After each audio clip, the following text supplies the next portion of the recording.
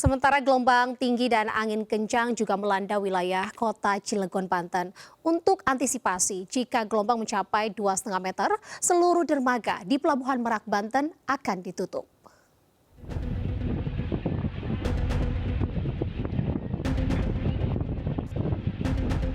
Beginilah kondisi cuaca di Pelabuhan Merak, Banten, Rabu sore. Kondisi cuaca kembali memburuk, membuat aktivitas warga terganggu. Gelombang tinggi dan angin kencang membuat aktivitas bongkar muat kapal di Pelabuhan Merak terhambat.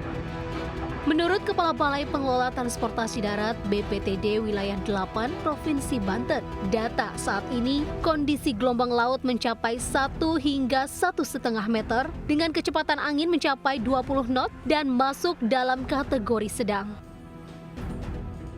Berdasarkan data dari BMKG, kondisi cuaca maritim di Selat Sunda memang perlu kewaspadaan. Dan terutama adalah tinggi gelombang dan juga kecepatan angin dan arus laut.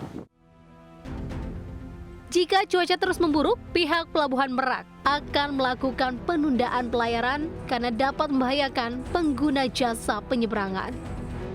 Dari Cilegon, Banten, Iskandar Nasution, iNews melaporkan.